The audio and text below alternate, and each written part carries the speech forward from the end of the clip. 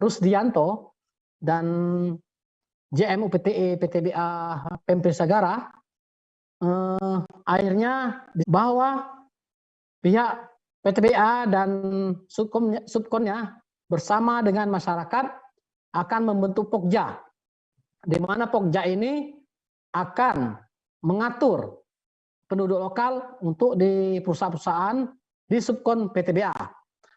Dan setelah itu pihak pengunjuk rasa memberikan waktu 1 minggu kepada pihak perusahaan.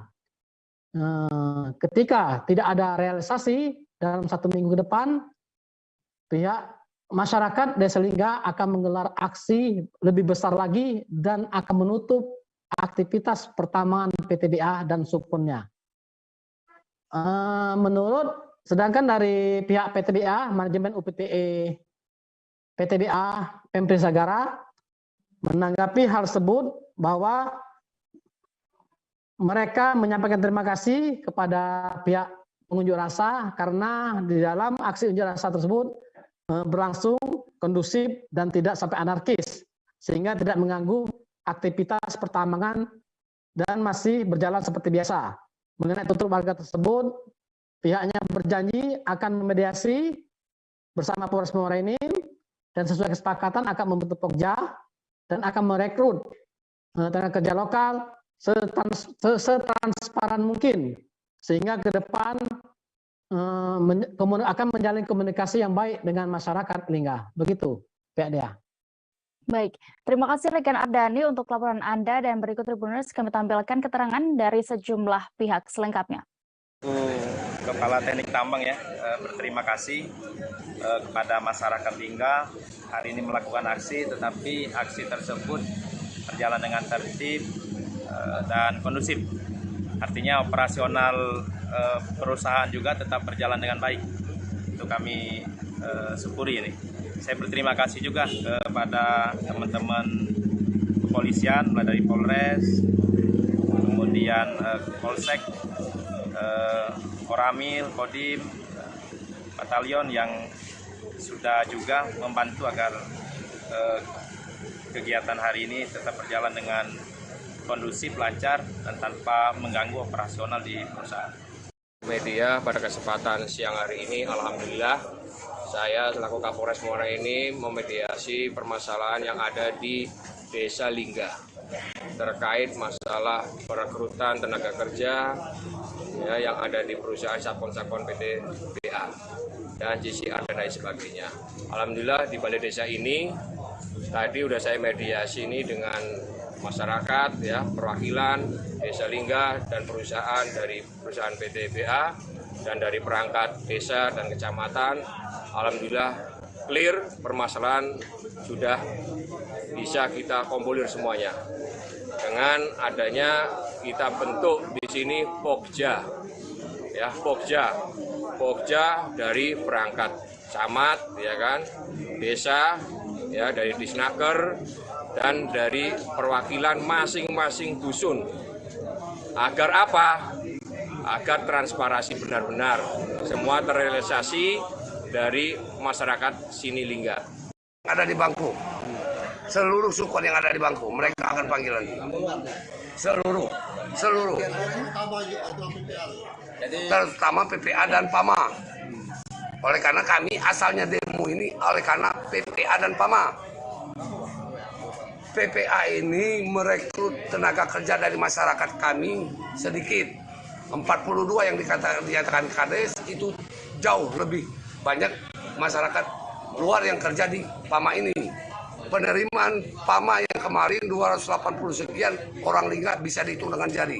1 minggu ini akan kami kejar janji itu. Di saat mereka tidak ini Gubernur DKI Jakarta Anies Baswedan dijadwalkan diperiksa Komisi Pemberantasan Korupsi atau KPK pada Rabu 7 September 2022 esok. Anies menyebut penjadwalan pemeriksaan ini untuk memberi keterangan soal Formula E. Selengkapnya Tribuners akan disampaikan reporter Warta Kota dan rekan Indri Fahri Fibrina yang akan menyampaikan. Silakan rekan. Ya, selamat sore rekan Dea. Dan selamat sore rekan Tribuners sekalian. Perkenalkan, saya Indri Fahra, wartawan dari wartakotalive.com. Seperti diketahui, Gubernur DKI Jakarta, Anies Baswedan, dijadwalkan akan diperiksa Komisi Pemberantasan Korupsi pada hari Rabu, tanggal 7 September 2022.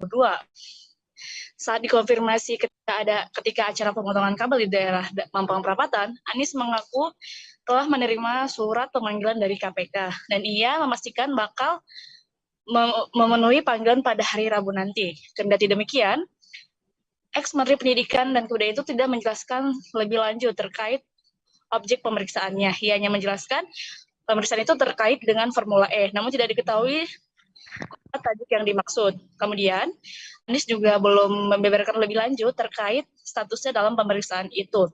Ia hanya menegaskan akan menceritakan hasil pemeriksaan tersebut setelah diperiksa KPK pada esok hari. Sekian yang dapat saya sampaikan, saya kembalikan ke rekan Dea. Baik, terima kasih rekan Indri, dan berikut Tribuners kami tampilkan keterangan dari Gubernur DKI Jakarta Anies Baswedan terkait ini, berikut liputannya. KPK soal Formula E. Kenapa?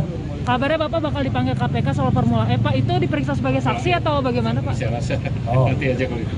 Iya betul, saya menerima surat pemanggilan untuk dimintai keterangan oleh KPK pada hari Rabu tanggal 7 September pagi.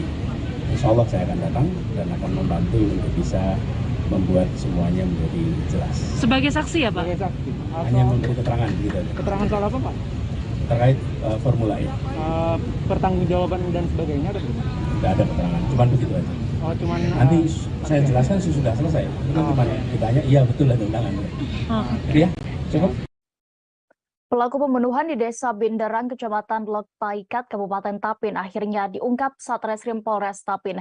Pelaku diketahui identitasnya dengan inisial A, 21 tahun, alamat tinggal tidak jauh dari Kecamatan Lok Paikat. Saat ini kami sudah terhubung dengan reporter Banjarmasinpo. Silakan rekan Stanis Lausene untuk informasi Anda. Baik rekan Dea dan juga Tribuners, saya laporkan dari Kabupaten Tapin, Provinsi Kalimantan Selatan, terkait dengan peristiwa pembunuhan yang terjadi di Desa Binderang, Kecamatan Lok Paikat, Kabupaten Tapin ini terjadi pada hari Minggu sekitar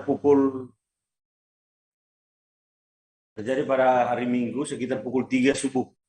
Peristiwa naas ini terjadi, dijelaskan dari Kasat Reskrim Polres Tapin bahwa peristiwa ini terjadi pada saat itu pelaku bersama dengan salah satu temannya melakukan perjalanan dari arah Lok Paikat, Kecamatan Lok Paikat menuju ke arah Kota Rantau. Tapi dalam perjalanan tersangka ini diberhentikan oleh korban dengan maksud untuk menanyakan alamat.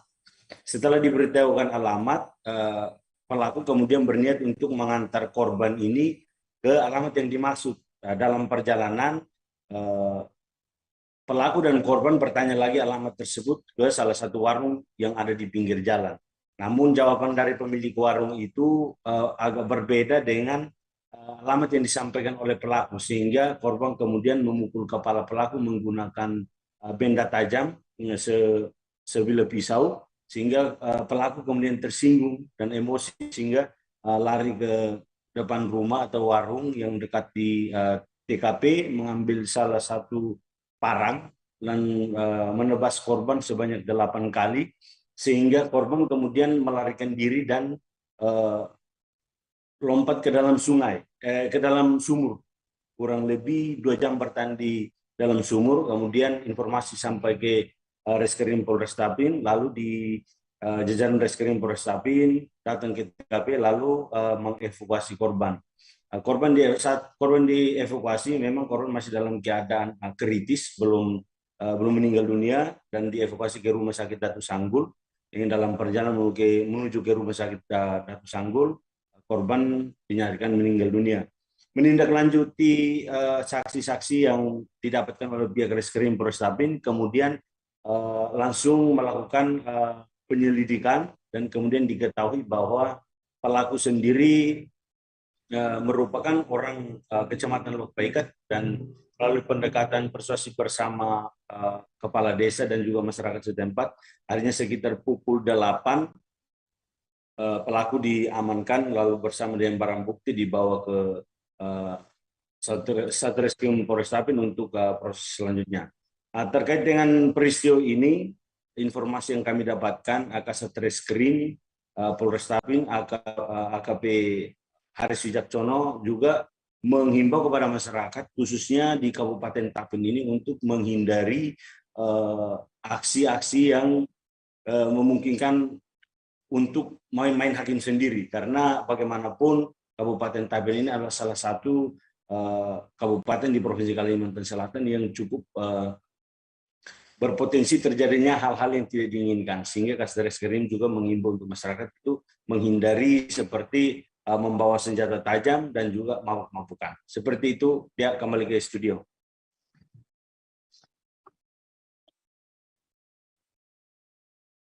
Baik, terima kasih rekan Stanislaus Sene untuk laporan Anda. Selamat bertugas kembali. Kita beralih ke Nusa Tenggara Barat, Tribuners. Aksi demonstrasi yang digelar mahasiswa di Kota Bima pada Senin 5 September kemarin berakhir bentrok antara mahasiswa dan pihak kepolisian.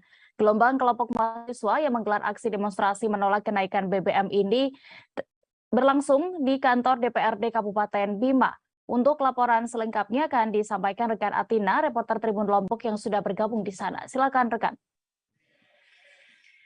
Baik, terima kasih rekan Dea. Selamat sore Tribuners, saya Tina dari Kota Bima melaporkan terjadi aksi demonstrasi penolakan naiknya harga BBM yang merupakan kebijakan dari pemerintah pusat yang diumumkan oleh Presiden Jokowi pada tanggal 3 September 2002 lalu. Dan dalam aksi ini banyak sekali elemen mahasiswa yang tergabung dalam gerakan Cipayung yang memfokuskan aksi demonstrasinya ke kantor DPRD Kabupaten Bima. Masa mulai berdatangan ke kantor DPRD Kabupaten Bima sekitar pukul 9 waktu Indonesia Tengah pagi, dan hingga pada pukul 13 masa yang dari sejumlah elemen mahasiswa ini masih terus berdatangan. Bentrok mulai terjadi sekitar pukul 13.30 WITA, di mana saat itu juga bertepatan dengan hujan yang mulai mengguyur wilayah Kota Bima. Tidak diketahui pasti apa penyebab awal dari bentrokan ini, namun massa yang tergabung dalam gerakan Cipayung ini terlibat aksi dorong-mendorong dengan aparat kepolisian, yang kemudian pada saat yang sama terjadi aksi pelemparan air mineral dan juga botol sisa air mineral ke arah polisi yang sedang menghalau para mahasiswa yang ingin menguasai kantor DPRD Kabupaten Bima. Atas tindakan ini, polisi yang sedang siaga dan juga sudah menyiagakan water cannon langsung menembakkan air ke massa yang mulai memanas dan juga mengeluarkan tembakan gas air mata. Dilaporkan rekan Dea, 1 mahasiswa terluka, namun beberapa jam kemudian juga ada menyebar informasi setidaknya ada 10 mahasiswa yang mengalami luka-luka, 1 diantaranya dengan luka yang cukup sedang. Hingga berita ini kami sampaikan, belum ada keterangan resmi dari Polres Bima Kota terkait luka yang dialami para mahasiswa, termasuk insiden ricuh yang terjadi kemarin sekitar pukul 13.30 waktu Indonesia Tengah. Dan untuk update terakhir di wilayah Bima saat ini, gelombang aksi protes juga masih terus terjadi seperti tadi pagi yang dilakukan oleh supir-supir bus antar kabupaten kota di Bima, yaitu tujuan Bima dan juga Sumbawa Besar, melakukan aksi mogok pada pagi hari hingga siang hari menuntut penyesuaian tarif pasca dinaikannya harga BBM oleh Presiden Joko Widodo pada tanggal 3 September lalu. Dan sore ini lagi-lagi juga aksi serupa, namun tidak mogok tapi pertemuan yang dilakukan oleh supir-supir truk di Pelabuhan Bima bertemu dengan para distributor barang yang dimuat oleh para truk bus ini untuk dilakukan penyesuaian tarif juga pasca kenaikan tarif BBM. Demikian deh. Baik, terima kasih rekan Atina untuk laporan Anda dari Lombok. Selamat bertugas kembali. Kita beralih ke informasi selanjutnya. Penyiar dan pembawa acara Gofar Hilman diketahui sempat tersandung kasus dugaan pelecehan seksual pada tahun 2021, namun saat ini sudah selesai. Gofar Hilman pun akhirnya buka suara kepada awak media perihal perjuangannya mengungkap kasus dugaan pelecehan seksual tahun lalu. Gofar sendiri mengaku ia berjuang mati-matian menyelesaikan kasus dugaan pelecehan seksual yang menyerangnya sampai terang benderang. Karena dari pihak terduga korban tidak mau diajak komunikasi mencari solusi. Gofar pun mengirimkan surat tertulis sebanyak 3 kali ke Komnas Perempuan dan Komnas HAM, tetapi juga tidak ada balasan. Karena merasa kasus dugaan pelecehan seksual ini harus diselesaikan, Gofar pun ke kepolisian. Dan sudah setahun kasus ini bergulir, Gofar Hilman bersyukur akhirnya kasus tersebut selesai. Ia mengakui bergerak menyelesaikan semuanya karena memikirkan keluarganya. Tribuners, untuk keterangan lebih lengkapnya, berikut liputan dan wawancara bersama Gofar Hilman. Awal tuh berkomunikasi dengan mereka, ayo kita cari solusi seperti apa. Setahu gua, ketika orang ada masalah kan harus punya solusi gitu. Ya. Nah, ketika ada pihak yang tidak ada pengen solusi, itu gue bertanya kenapa nih gitu kan. Nah, dari awal, dari hari H pertama itu muncul, gue tuh udah membuka diri untuk yuk kita duduk bareng, cari keterangan bareng-bareng yuk. Tapi ya nggak digubris. Nah, pada akhirnya gue memilih jalan-jalan lain, dan jalan terakhir adalah yang seperti Mas tahu kan, ke polisi. Karena semua cara udah gue, Komnas Perempuan masa udah gue suratin 3 kali, dan nggak ada jawaban gitu. Ini apa nih gitu, kok gue jadi kayak udah dipenggal duluan gitu. Serem gitu lah. Nah, gimana cara bangkitnya? Tadi semua cambuknya adalah keluarga sama pegawai-pegawai gue. Mereka gue gaji full, ya kerjanya cuma YouTubean doang aja. Gue inget banget sebulan pertama tuh, setelah gue matiin handphone, kerjaan gue cuma main PS. Gue inget banget main Tomb Raider sama ngobrol sama anjing gue gitu.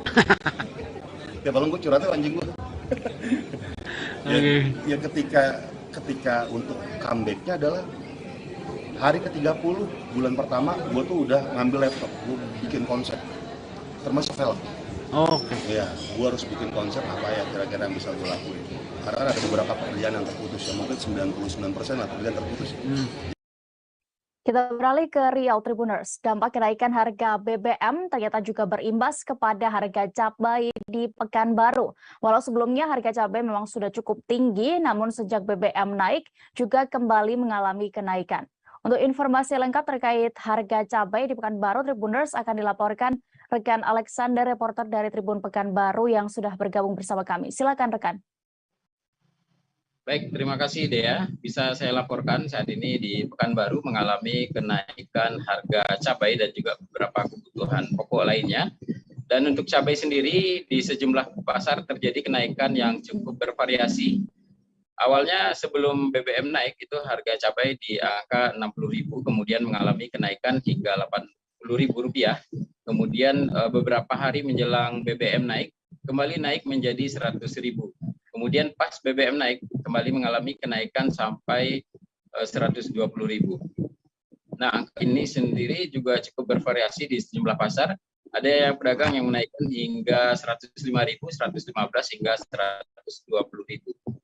Sementara itu, para pedagang juga mengeluhkan turunnya daya beli masyarakat, bahkan masyarakat yang datang ke pasar menjadi sangat sepi sehingga penjualan cabai jauh menurun dari biasanya. Bahkan jika biasanya pedagang bisa menjual 50.000 dalam sehari, 50 kilo dalam sehari, kemudian sejak BBM naik itu hanya separuh ya, bahkan tidak sampai misalnya 50 kilo sehari menjadi 25 bahkan 20 kilo dalam sehari. Sementara itu untuk pemerintah Kota Pekanbaru sendiri juga sudah mensiasati dengan melakukan sidak ke pasar-pasar untuk mencegah terjadinya penimbunan yang dilakukan oleh oknum para pedagang. Demikian rekan Dea. Baik, terima kasih rekan Alex, dan berikut Tribuners kami tampilkan wawancara bersama salah satu pedagang pasar pagi Arengga Pekanbaru, Nasril. Berikut liputannya.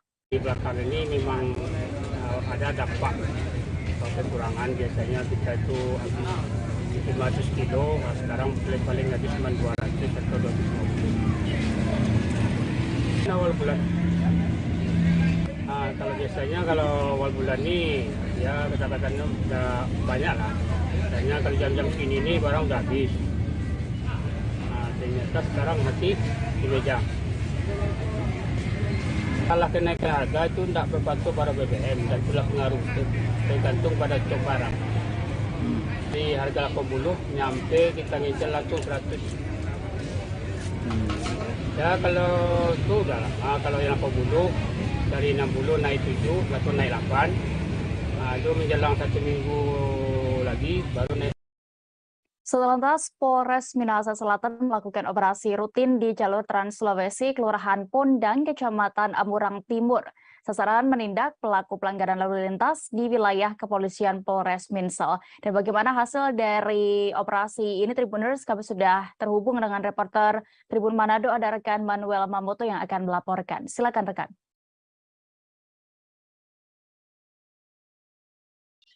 Ya, baik. Selamat sore, Tribuners.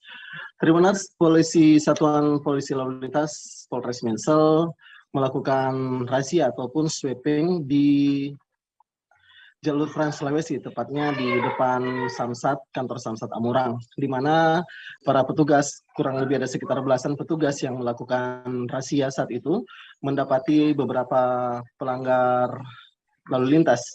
Jadi mereka melihat atau memeriksa setiap kendaraan yang lewat itu terkait dengan ketersediaan surat-surat kendaraan bermotor maupun surat izin mengemudi, dan didapati ada beberapa warga yang tidak membawa surat-surat dan mereka menahan untuk kendaraan. Jadi nampak di sini juga ada kendaraan mobil yang ditahan karena tidak dapat menunjukkan surat kepemilikan kendaraan tersebut.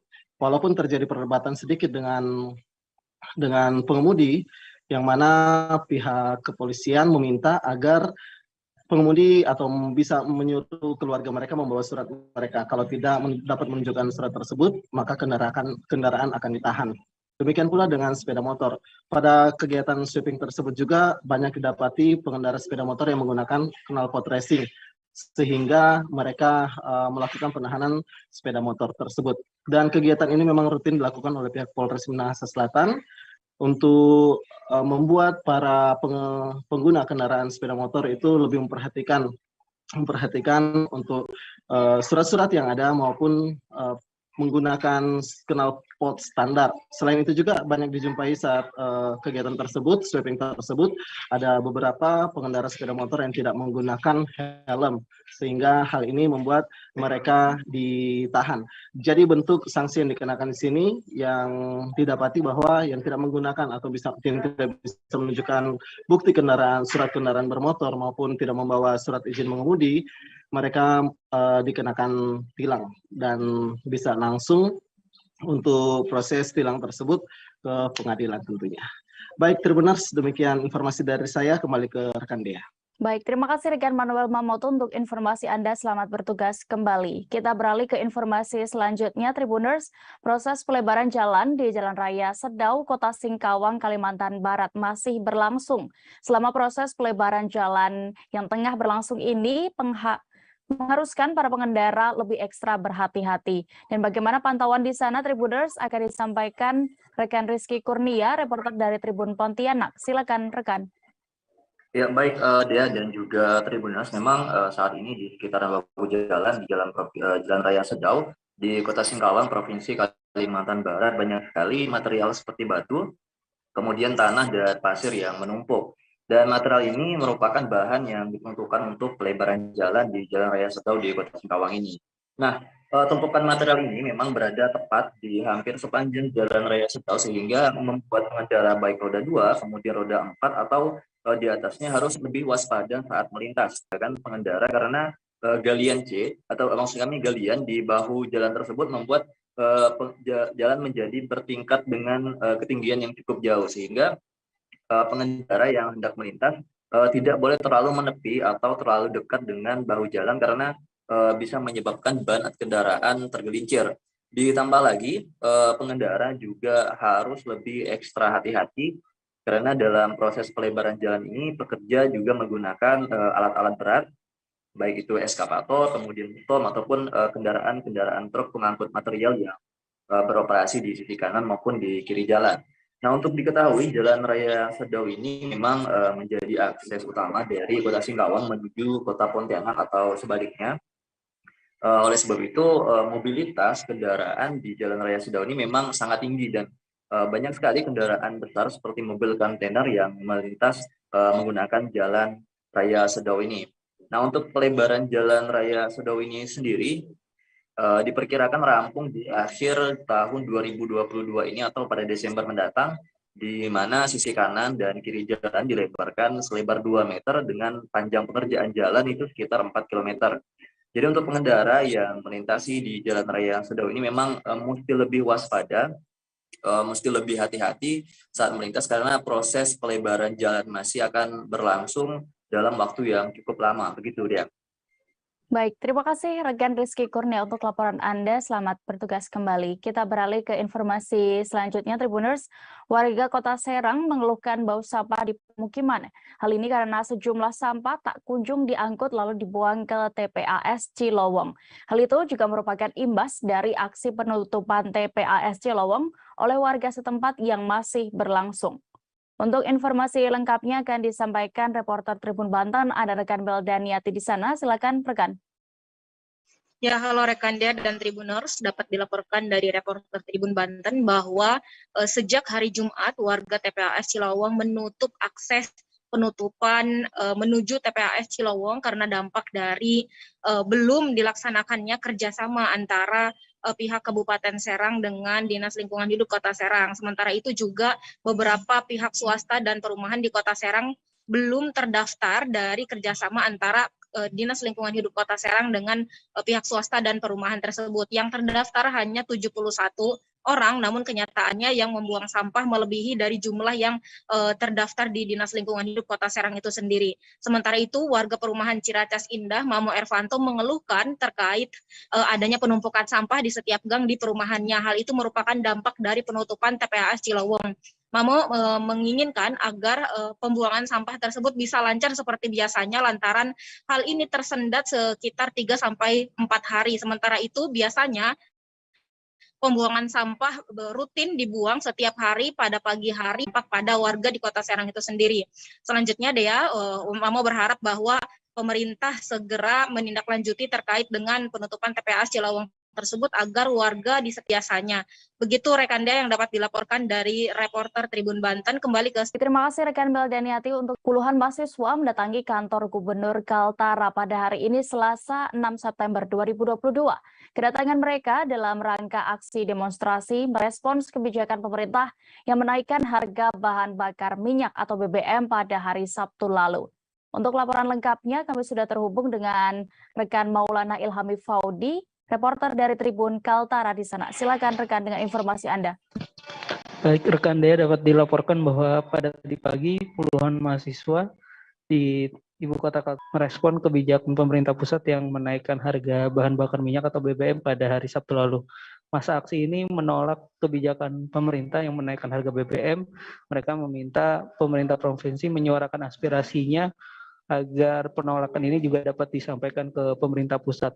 Selain itu, masa aksi juga menuntut agar proses pendistribusian atau penyaluran BBM bersubsidi juga dapat dilakukan secara tepat sasaran sehingga tidak lagi ada kasus atau bagian dari perpanjangan tangan pemerintah pusat yang ada di daerah. Namun untuk meredam inflasi yang akan terjadi dampak dari kenaikan harga BBM ini. Selain itu, pihak kepolisian juga memastikan akan terus melakukan pengawasan terkait penyaluran distribusi BBM bersubsidi yang ada di Kaltara. Menurut Kapolda Kaltara, Irjen Pol Daniel Aditya Jaya, pihaknya juga akan melakukan penindakan tatkala ada ditemukannya pelanggaran hukum terkait penyelewengan yang ditentukan tiap tahunnya. Menurut mereka, sejumlah kendala dalam pendistribusian BBM dikarenakan faktor geografis Kaltara yang cukup sulit diakses dan lokasi Kaltara yang cukup berjauhan sehingga proses pendistribusian membutuhkan waktu yang lama. Dan hingga siang tadi, masa aksi sudah membubarkan diri. Mereka mengatakan masih akan melakukan aksi lanjutan, namun tidak akan dilakukan di kantor Gubernur Kaltara. Mereka akan dilakukan di kantor DPRD Kaltara untuk menyuarakan aspirasinya agar penolakan kebijakan menaikkan harga BBM ini juga dapat diteruskan ke pemerintah pusat. Demikian rekan Dea laporan yang dapat disampaikan sore ini. Kembali Baik. ke studi. Ya, terima kasih rekan Faudi untuk laporan Anda di Kalimantan Utara. Selamat bertugas kembali. Kita beralih ke informasi selanjutnya. Kasus pembunuhan Brigadir J atau Nofriansyah Yosua Huta Barat yang diotaki Verdi Sambo tampaknya meluas hingga daerah lain. Pasalnya Polri mengakui bahwa tim sus saat ini tengah mendalami dugaan keterlibatan 3 Kapolda lain. Ketiga Kapolda itu yakni diantaranya Kapolda Metro Jaya, Irjen Pol Fadil Imran, Kapolda Sumatera Utara, Irjen Pol RZ Panca Putra Simanjuntak, dan Kapolda Jawa Timur, Irjen Diko Afinta. Informasi ini disampaikan oleh Kepala Divisi Humas Polri, Irjen Dedi Prasetyo saat ditemui di Kompleks Parlemen Senayan, Jakarta pada Senin 5 September kemarin. Untuk itu, Mabes Polri menurutnya akan mendalami dugaan keterlibatan 3 Kapolda ini terkait kasus mantan Kadif Propam Polri itu. Dedi menyampaikan hingga saat ini Fadil, Niko maupun Panca belum diperiksa tim sus Polri karena memang masih dalam pendalaman. Tim sus Polri juga lah nantinya yang akan menentukan apakah ketiga orang tersebut diperiksa atau tidak. Terkait dugaan peran Fadil, Panca, dan Niko dalam kasus kematian Brigadir J, Dedi juga masih enggan membeberkannya lebih lanjut. Saat ini, menurutnya tim sus tengah bekerja dengan serius dan jika nanti ada informasi terbaru terkait dengan 3 Kapolda tersebut, maka pihaknya akan memberitahukan ke depan publik. Dedi pun mengingatkan agar publik. Ia juga menjelaskan bahwa saat ini penyidik masih fokus pada penuntasan berkas perkara yang sudah masuk dalam tahap P19. Seperti yang diketahui, kasus kematian Brigadir J banyak menyeret anggota Polri yang bahkan merupakan perwira. Polri telah resmi melakukan pemecatan atau pemberhentian tidak dengan hormat alias PTDH terhadap sejumlah perwira polisi. 2 diantaranya adalah Kompol Cak Putranto dan Kompol Baikuni Wibowo yang sebelumnya bertugas di Divisi Propam. Keduanya merupakan tersangka kasus obstruction of justice atau upaya menghalang-halangi proses pengusutan kasus terkait tewasnya Brigadir J.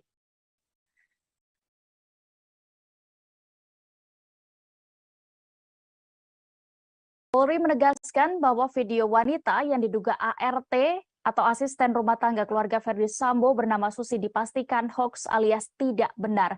Kadif Humas Polri Irjen Dedi Prasetyo juga memastikan tidak ada ruang rahasia di rumah Sambo yang disebut sempat dijadikan tempat penyiksaan Brigadir J. Jenderal Bintang 2 itu kembali menyebutkan tim kedokteran forensik telah mengungkapkan hasil autopsi terhadap korban, di mana hasil autopsi ulang itu menyatakan tidak ada penyiksaan terhadap Brigadir J. Dedi juga menyatakan bahwa tidak ada pintu menuju ruang rahasia di rumah tersangka Verdi Sambo. Sebagai informasi, sebelumnya beredar video sosok wanita yang diberikan narasi sebagai ART Verdi Sambo. Wanita itu mengungkapkan adanya pintu rahasia di rumah mantan Kadif Propam Polri tersebut. Wanita itu juga mengatakan di balik pintu rahasia tersebut adalah tempat Brigadir J sempat disiksa. Wanita dalam video itu juga meminta agar pintu rahasia rumah Sambo dibuka dengan kunci yang ada di sebuah lemari. Sebagaimana diberitakan, Ketua Perhimpunan Dokter Forensik Indonesia atau PDFI, Ade Firmansyah, sebelumnya sudah mengungkapkan dan menyampaikan hasil autopsi ulang kepada Barreskrim Polri yang mengatakan tidak ada tanda-tanda penyiksaan dalam autopsi ulang Brigadir Yosua. Brigadir J alias Brigadir Yosua meninggal dunia di rumah dinas Verdi Sambo, Duren 3, Jakarta pada 8 Juli 2022 lalu. Brigadir J tewas akibat ditembak oleh Baradae atau Richard Eliezer atas perintah Verdi Sambo. Ada sejumlah luka di tubuh Brigadir J, luka yang fatal akibat tembakan di bagian dada dan kepala. 5 tersangka dalam kasus ini yakni diketahui Verdi Sambo, Baradae, Bribka Riki Rizal, Kuat Ma'ruf, dan Putri Chandrawati yang disinyalir berkomplot.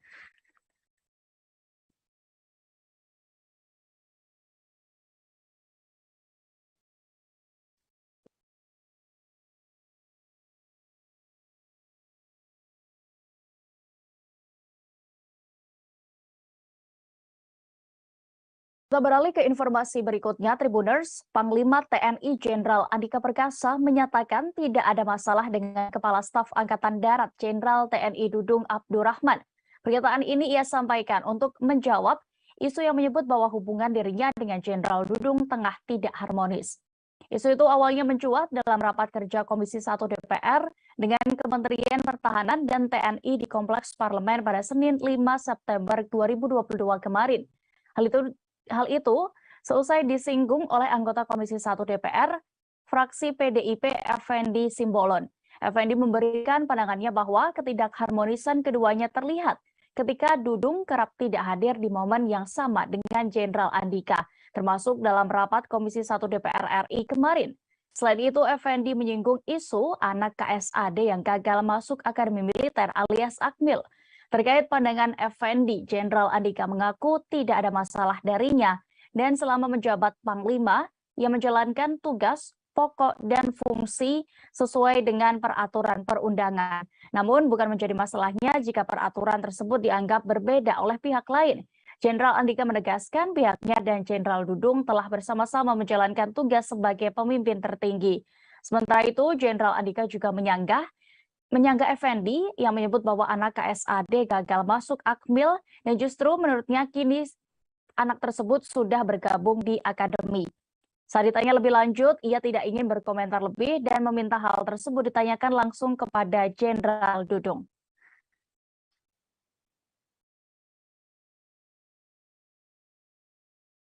Majelis dan Mahkamah Partai Persatuan Pembangunan atau P3 mencopot Suharso Manoarta dari jabatan Ketua Umum dalam Mukernas di Serang, Banten. Suharso yang tiba-tiba hadir di workshop DPRD P3 se-Indonesia di Hotel Red Top Pacenongan, Jakarta pada Selasa hari ini 6 September sempat dilempari botol minuman dan diusir. Dalam video yang diterima Tribun News, Suharso datang mengenakan pakaian seragam berwarna hijau dengan lambang P3 di saku sebelah kiri. Kehadiran Suharso ke acara tersebut pun sempat ditolak oleh peserta BIMTEK P3. Bahkan ada yang melempar botol plastik dan sempat melayang di area tersebut. Di video itu juga terdengar suara penolakan terhadap kehadiran Suharso. Hingga akhirnya suasana kembali kondusif saat para kader melantunkan sholawat.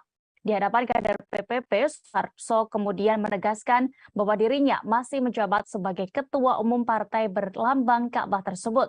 Menteri PPN Bappenas ini mengaku telah memberikan kesempatan untuk bertabayun kepada pihak yang memberhentikannya di posisi Ketua Umum. Dalam kesempatan itu pula, Suharso meminta agar apa yang terjadi di internal partai tidak terbawa-bawa tidak membawa-bawa Presiden Joko Widodo. Ia pun menegaskan bahwa Presiden Jokowi tidak ikut campur dalam urusan internal P3. Suharso juga menegaskan bahwa tidak ingin ada konflik di P3 jelang pemilu 2024 mendatang. Pasalnya, ia merasa semua kader P3 telah lelah terus dihantam konflik di internal partai. Sebagai informasi, sebelumnya hasil Mukernas juga telah memutuskan jabatan Suharso digantikan oleh Muhammad Mardiono. Wakil Ketua Umum DPP P3 Arsul Sani memastikan tidak ada kerenggangan atau bahkan perpecahan di dalam kubu P3 atas keputusan ini. Penggantian ketum menurutnya karena merasa kesatuan P3 di bawah kepemimpinan Suharso belum berjalan sesuai dengan yang diinginkan karena yang bersangkutan juga menjabat sebagai Menteri Bappenas.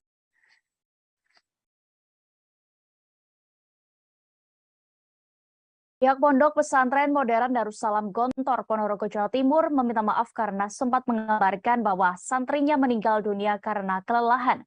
Dalam pernyataan, pihak Ponpes menyebut telah memberi sanksi dengan mengeluarkan terduga pelaku penganiayaan yang menyebabkan korban meninggal dunia.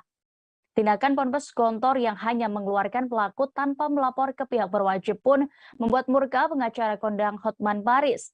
Untuk diketahui, santri korban penganiayaan itu berinisial AM, asal Palembang, meninggal dunia pada 22 Agustus 2022 lalu. Karena merasa ada kejanggalan, ibu korban yaitu Soima meminta bantuan pengacara Hotman Paris untuk mengungkap kasus tersebut melalui 911 Hotman di Palembang pada Minggu 4 September lalu. Setelah pihaknya meminta polisi untuk mengusut kasus, pihak Ponpes pun baru mengakui adanya penganiayaan yang menyebabkan AM tewas. Terkait temuan itu, Hotman Paris kemudian mempertanyakan keputusan pihak Ponpes Darussalam Gontor yang tidak langsung melaporkan kasus tersebut ke polisi. Kapolres Ponorogo, AKBP Catur Wahyu Wibowo mengungkapkan korban kasus penganiayaan santri di Pondok Modern Darussalam Gontor, Ponorogo ini berjumlah 3 orang. Satu yakni AM asal Palembang yang meninggal dunia, sementara 2 lainnya masih menjalani perawatan. Saat ini Satreskrim Polres Ponorogo, Jawa Timur sudah memeriksa 7 saksi terkait kasus tersebut. Ketujuh saksi yang diperiksa terdiri dari santri, dokter, ustadz, dan staf pengajar. Catur juga mengatakan polisi sudah mengantongi identitas terduga pelaku penganiayaan santri tersebut. Yang menyebutkan motif penganiayaan diduga dipicu karena kesalahpahaman. Hanya untuk kepastian akan didalami lagi karena butuh waktu dan proses.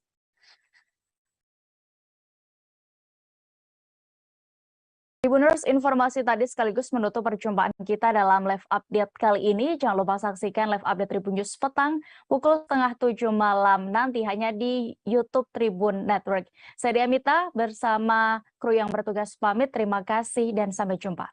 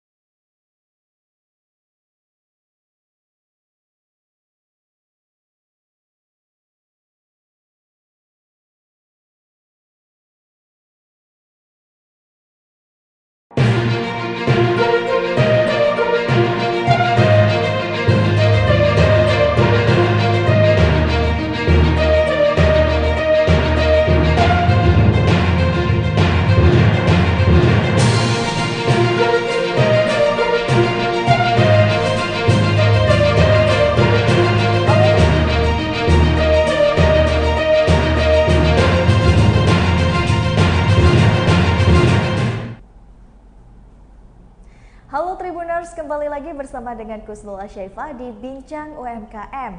Tribuners, hari ini saya sudah kedatangan tamu yang sangat spesial dan tentunya hari ini kita akan berbincang seputar dengan produk yang satu ini nggak kalah hits juga saya rasa, dan ini sudah ada di depan saya. Nah, ini ada keripik Asya dan tentunya hari ini kita akan ngobrol dengan ownernya langsung, dengan Pak Supriyadi. Halo.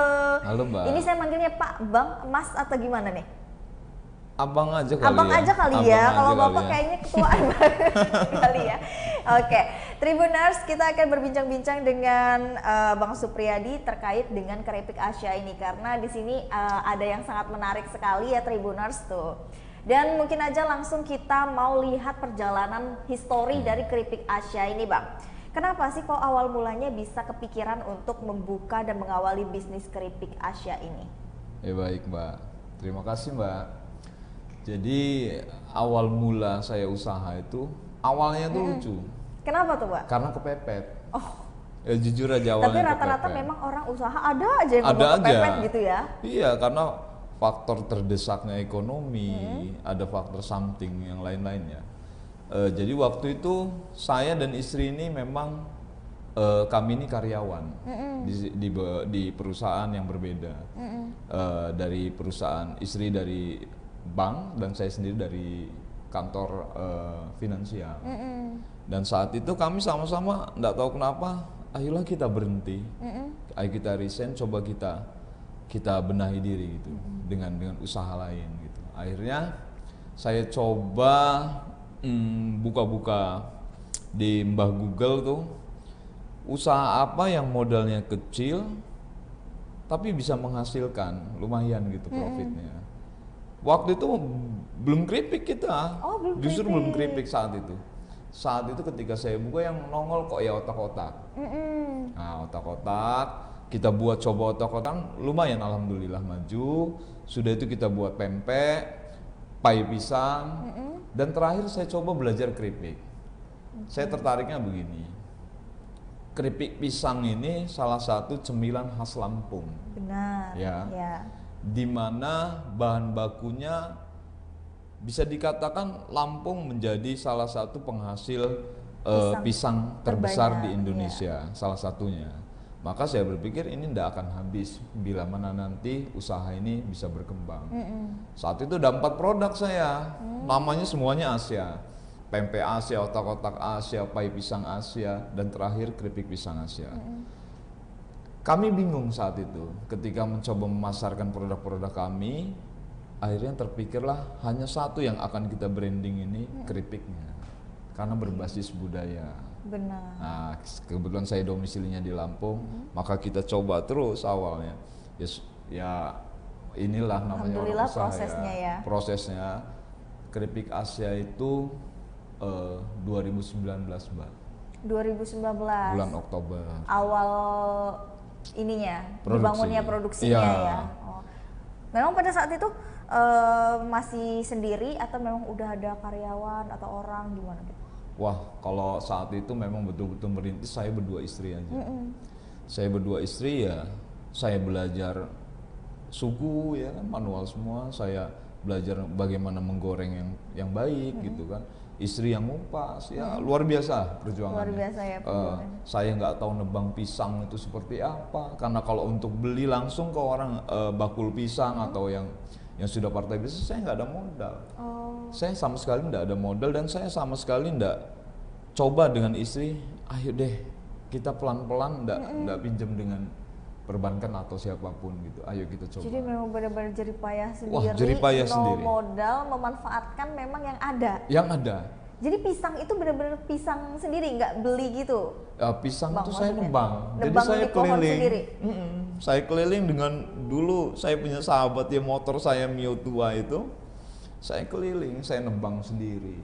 Ya jatuh bangun saya nebang, saya nggak ngerti. Sampai akhirnya saya belajar nebang pisang yang gitu supaya nggak hancur seperti apa. Nah, tapi saya dengan istri punya target.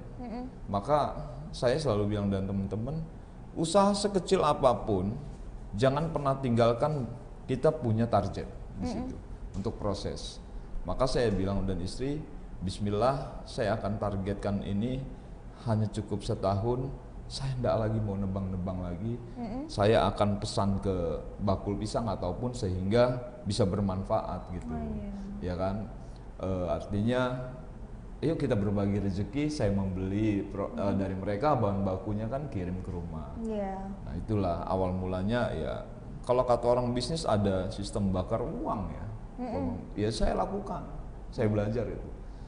Keripik Asia saat itu hanya memiliki modal usaha, Mbak. Itu hanya 280.000 saat itu. Yang benar, Bang. Betul.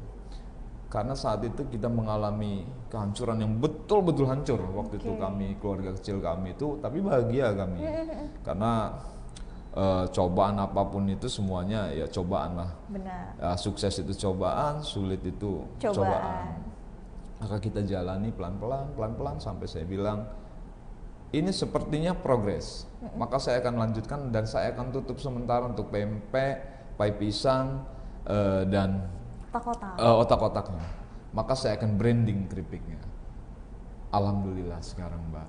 Tapi memang benar bisnis itu memang harus fokus. Betul. Fokus ke satu ya. Betul. Benar ya? Betul. Ya, Bang, ya? Memang Betul. itu juga yang saya pelajari dari beberapa teman-teman bisnis. Iya. Saya pun juga ada bisnis kecil, dan memang bisnis itu Tribuners memang diawali harus dari niat dan memang fokus. Jadi benar kata Bang Supriyadi tadi, kalau misalkan Tribuners itu fokusnya pecah aja, ya misalkan banyak cabang gitu, itu akan sulit sih Bang ya untuk mencapai targetnya, karena tujuan kita itu nggak tahu untuk kemana dulu. Iya. Oke. Nah Bang, pada saat itu berarti 2019 ya? Ya. Itu sudah mulai ada progresnya? Ya. Sudah mulai? Mulai. Jadi 2019 itu saat itu COVID toh Mbak. Oh iya, benar. Ya kan? Saat itu COVID, maka meluluhlantakan semua, tapi alhamdulillah saya selalu ingat begini Mbak. Saya selalu saya ingat betul. Siapa yang bersungguh-sungguh, maka janji Allah tidak pernah dusta. Benar. Maka saya sungguh-sungguh dan ternyata justru di saat COVID sedang ganas-ganasnya, kami malah alhamdulillah order kami meningkat. Iya, order kami meningkat dan saya nggak henti-hentinya. Memang share-nya harus baik gitu kan. Nah maka untuk market share-nya yang baik itu, maka tentunya basis adalah kualitas. Ya kan, kualitas produk kita sendiri. Nah saya terus belajar tentang kualitas. Akhirnya ya saya punya karakter bahwa memang usaha itu betul Mbak yang disampaikan tadi, harus fokus dan harus satu titik. Berpikirnya seperti anak panah ketika dilesatkan, hanya dia tujuannya satu titik aja gitu. Tidak boleh terpecah. Maka saya fokus branding dengan keripik Asianya, sehingga dari awalnya 2 varian ya kan, hingga saat ini keripik Asia punya total 8 varian. 8 varian. Wow, Tribuners, jadi keripik Asia ini sudah ada 8 varian yang awalnya hanya 1 bahkan 2 ya Bang ya? 2. Ada apa aja tuh Bang variannya? Jadi kalau untuk yang original ini ada asin dan manis. Asin dan manis. Asinnya memang betul-betul kita dulu saya pernah belajar dengan Nyai Lampung ya. Saya sangat mencintai budaya Lampung. Abang sendiri sukunya Lampung atau memang? Bukan. Saya bukan suku Lampung, hanya saya mencintai betul budaya-budaya Lampung gitu, baik di kulinernya dan lain-lain. Kebetulan bisnis saya di kulinernya, maka saya harus belajar. Nah maka saya pelajari betul tentang bagaimana sih mengolah keripik yang baik, yang bernuansa budaya Lampung, ya, tolak ukurnya Lampung. Maka saya buat untuk originalnya ini asin dan manis nih, asinnya memang betul-betul garam, ya kan, manisnya betul-betul gula putih. Gula putih. Iya, gula putih. Nah, saya buat jenisnya koin. Nah, di koin ini saya nggak bentuk panjang-panjang karena saya beberapa kali bertemu dengan orang tua Lampung kok mereka bilang koin. Ada juga yang jenis panjang, maka saya coba buat karakter yang koinnya. Nah, ini untuk semua usia kalangan. Dari anak-anak, remaja, sampai ke orang tua bisa dikonsumsi. Bisa dikonsumsi tanpa ada bahan pengawet. Nah, masuk ke segmen yang modern saat ini, saya coba buat terobosan melted. Jadi memang mengikuti revolusi milenial ya. Harus seperti itu kan. Harus. Bahaya Mbak kalau nggak ikut seperti itu ya. Banyak bisnis yang collab karena dia nggak bisa ngikutin perkembangan zaman. Jadi memang Keripik Asia sampai saat ini juga harus tetap berevolusi, inovasi ya Bang ya. Kita akan tetap inovasi. Nah, sehingga kita punya melted itu ada coklat, keju, tiramisu, black coffee, green tea dan milk susu. Nah, ini satu terobosan bagi manajemen Keripik Asia sendiri bahwa segmen ini memang betul-betul segmen untuk anak muda, kaulah muda zaman sekarang yang katanya sedang apa Mbak? Milenial ya? Milenial. Ya, anak-anak milenial. Nah, ini kita buat seperti ini. Ya katanya, kata orang-orang tua, wah ini coklatnya lumer ya. Nih Tribuners, ini yang melted ya? Itu yang melted. Ini yang melted rasa tiramisu. Oh benar nih Tribuners, jadi memang ada beberapa varian, ada coklat, cheese, tiramisu, black coffee, green tea, dan milk. Kalau untuk rasa best sellernya nih Bang, ada di mana? Untuk best seller itu sebetulnya kalau saya selaku pembuatnya ya, saya katakan tidak ada yang best seller, tapi semuanya best seller. Tapi semuanya best seller? Kalau dibandingkan original dengan melted? Manis yang lebih banyak. Manis yang lebih original. Manis. Mungkin karena kalau melted tidak semua range usia bisa masuk ya, bisa masuk, gitu. Tapi memang ada beberapa yang mengatakan, wah ini best seller banget nih. Mereka yang mengatakan justru coklat. Coklat sudah itu manisnya original sama tiramisu, ini best seller banget bagi kami. Banget ya. Dan yang mengatakan tuh rata-rata reseller kami. Reseller. Ya, karena sistem penjualan market share-nya Keripik Asia ini banyak melalui reseller kerjasama. Oh jadi memang sudah buka reseller juga ya? Oh iya. Wow luar biasa Keripik Asia ini dari yang hanya berdua merintis bersama keluarga kecil sekarang sudah punya reseller Tribuners. Sudah ada berapa reseller? Kalau untuk di Palembang sendiri sudah sampai Palembang? Sudah. Wow keren.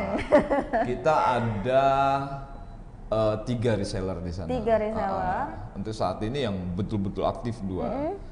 Untuk di Depok kita ada, Depok juga ada, Jabodetabek ada, dan kebetulan Keripik Asia ini sudah bekerja sama dengan beberapa toko oleh-oleh di Bandar Lampung juga dan bahkan luar Lampung. Di luar Lampung juga ada. Kalau untuk luar Lampung itu teman-teman bisa cari di M-Block Market, itu ada di Padang, ada di Jambi, ada di Jakarta, di Bandung dan di Jogja dan Medan. Wow. Terakhir kita kirim. Ya alhamdulillah Mbak. Keren. Nah, kalau untuk kesulitannya sendiri nih, Bang, untuk mengelola keripik dan bisa sehingga bisa menjadikan Keripik Asia ini punya karakter tersendiri. Pasti nggak gampang, Bang. Nggak gampang, pasti susah karena namanya orang jualan keripik di Lampung banyak banget. Tapi apa sih gitu yang membuat orang dan customer itu harus membeli Keripik Asia? Kenapa harus Keripik Asia? Nah, kan gitu yang mau kita kulik di sini ya. Oke, apa tuh Bang? Jadi saya punya ya kalau orang mengatakan ini strategi Keripik Asia, ini strategi marketnya konyol nih katanya. Justru saya sendiri ya itu memang salah satu strategi market kita.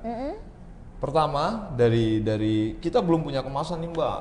Belum punya kemasan? Oh dulu UKM itu sangat susah punya kemasan seperti ini karena memang harganya mahal termasuk ya. Satu ini bisa 2.000 kemasannya Mbak. 2.000? Iya 2.000 perak.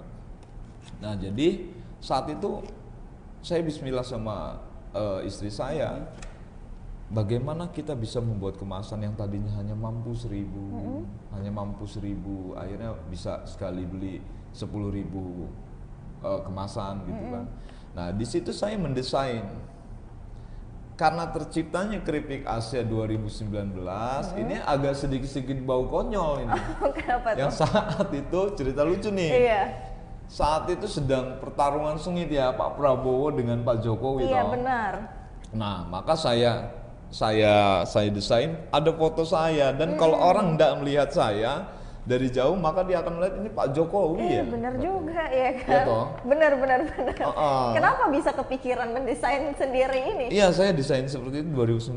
Nah, saya desain ini kok kayak Pak Jokowi kata orang-orang. Saya bukan GR nih, Mbak. Iya, benar. Nah, tapi setelah saya perhatikan, saya desain harus bajunya seperti Pak Prabowo. Bajunya kan Pak Prabowo. Jadi kolaborasi ya antara Pak Prabowo dan juga Pak Jokowi. Nah, sehingga dikemas dalam satu pemerintahan dan saya aplikasikan ke Keripik Asia. Ya semua bahan ini masuk ke sini dan akhirnya dikemas menjadi satu ornamen yang baik, yang bagus, ya kan. Pemilihan warnanya juga. Ada filosofi tersendiri nggak nih Bang untuk warna kuning dan hijau ini? Sebetulnya kalau untuk kuning dan hijau ini kita ambil dari warna pisang. Warna pisang ya. Pisang itu kan ketika dia masih muda dia akan hijau. Ketika dia sudah menua kuning. Hanya itu aja sebetulnya. Kalau merah ini dari Asia ini sebetulnya merah ini saya kan memang selalu berani mencoba. Saya selalu mau mencoba apapun itu bentuknya. Ya selagi memang jalannya baik, saya selalu mencoba. Dan keripik Asia ini ketika dimakan saya sendiri ya pribadi, ya siapa lagi yang nggak membanggakan produknya kalau ownernya. Ketika makan yang manis itu kering, nggak lengket, padahal gula. Sudah itu dia bukan karamel, tidak seperti karamel pada umumnya. Gitu kan. Nah banyak akhirnya saya presentasikan ketika ditaruh di tempat yang nampan atau apapun, dia akan bunyi. Sepertinya keras, tapi ketika dimakan, maaf ngomong, kakek-kakek pun bisa makan itu. Karena teksturnya tadi crispy ya. Crispy, renyah banget menurut saya. Dan beberapa pelanggan pun mengatakan, oh, ini renyah banget. Seperti apa pembuatannya gitu? Oh, pembuatannya biasa aja, saya bilang kan. Dan kita punya rahasia. Gitu kan. Memang ada rahasia dapurnya ya. Gitu. Kalau mau main ke rumah. Iya. Yang membuat mungkin ciri khas dan juga karakter dari keripik Asia ini tersendiri gitu. Dan memang apa yang dijual dari keripik Asia nggak mungkin hanya sekedar keripik, tapi kualitas mungkin kualitas yang kita jual adalah kualitas. Kita betul-betul menjaga Mbak, karena saya sendiri ketika sudah berproduksi untuk terakhir itu harus ada di tangan saya dalam pengepakan, packing segala macam itu saya akan sortir. Iya. Jadi memang harus ada controlling langsung. Iya, kontrolnya harus kuat di situ. Nggak bisa lepas tangan gitu aja. Saya yang nggak pernah mau meninggalkan produksi. Ya banyak ya owner kawan-kawan ketika sudah jalan nih sistem udah tinggal deh. Kalau saya nggak mau. Bahwa yang terakhir untuk supaya produk kita ini baik adalah kontrol daripada pemiliknya. Kontrol finishing ya berarti.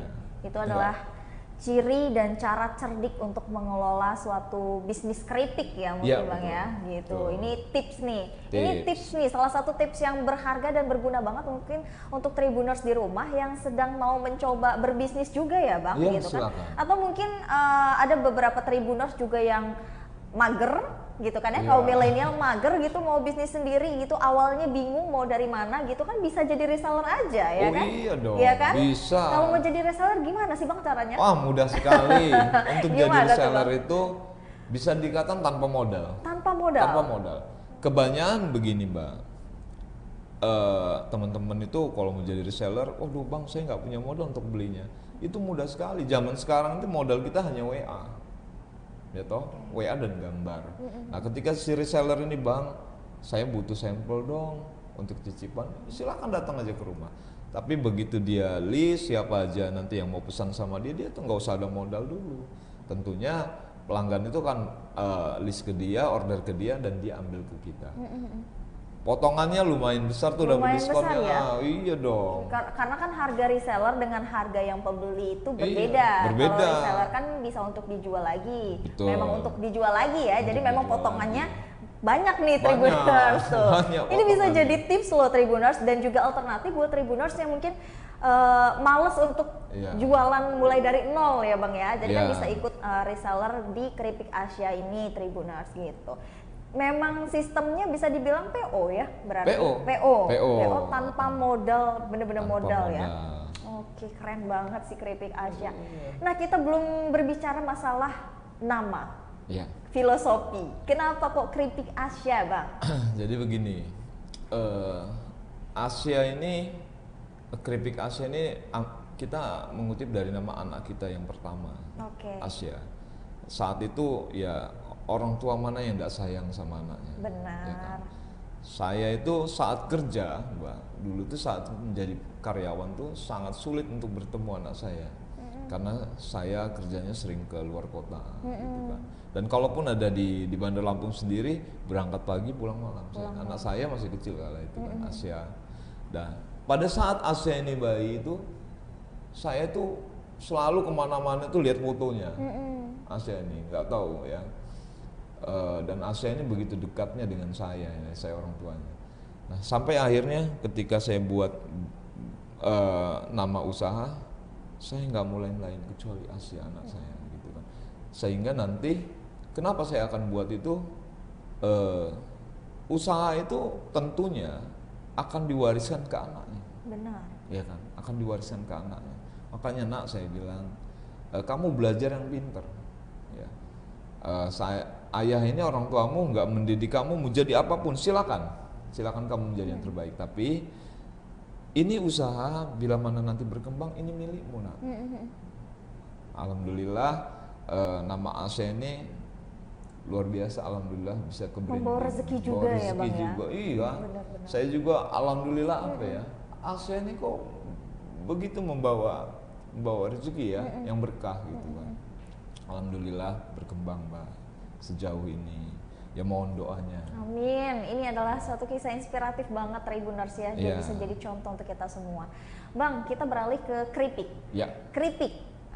Kan banyak nih Bang, keripik juga di Lampung dan keripik juga macam-macam keripiknya banyak. Tapi apa yang membuat keripik Asia ini berbeda dan juga cara membedakan keripik yang bagus, keripik yang enggak gitu kan bisa dilihat sih Bang, kayak dari teksturnya kah, bisa dari warnanya kah atau gimana tuh Bang?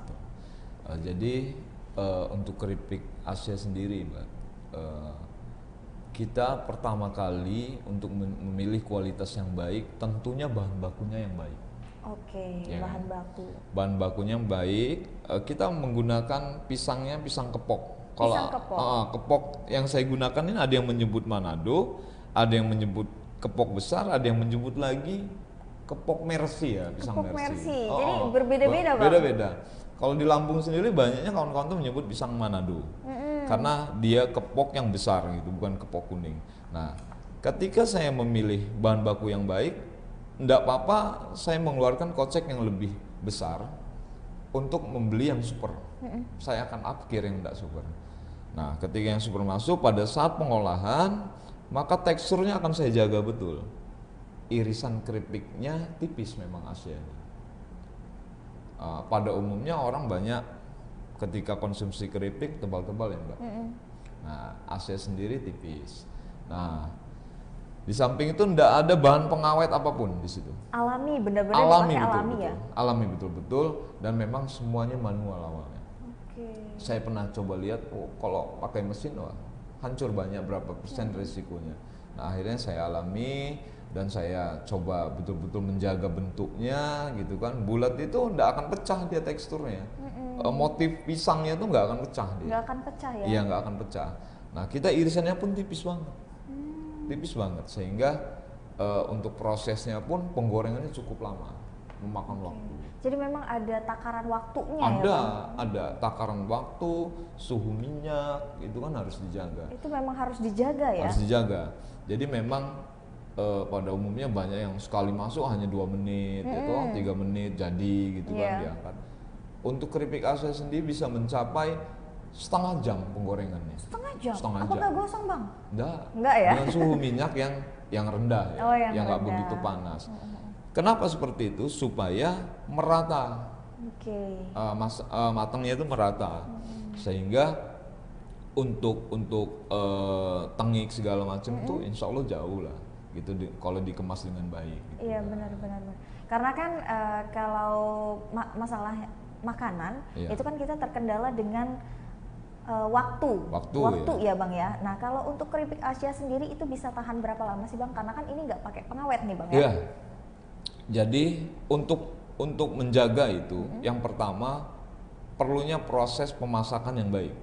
Nah, misalkan suhu api dan suhu minyaknya stabil, sudah itu harus betul-betul matang hingga ke dalam, ya, sehingga tidak ada celah lagi. Kalau bisa dikatakan pisang ini kan buah yang ada kadar airnya, ya.